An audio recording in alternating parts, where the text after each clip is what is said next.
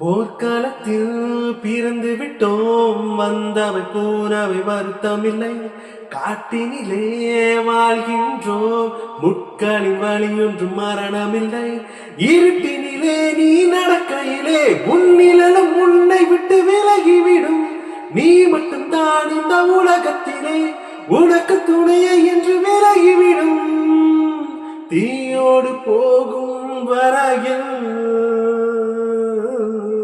தீராது இந்த தனிமை.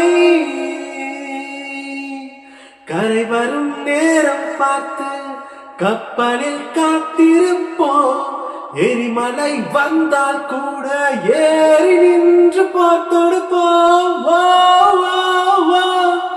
அந்த தெய்வ ரகசியம் புரிகிறதே. இங்கு எதுவும் நிலை இல்லை, கரைகிறதே. மனம் வெட்ட வெளியிலே அலைகிறதே.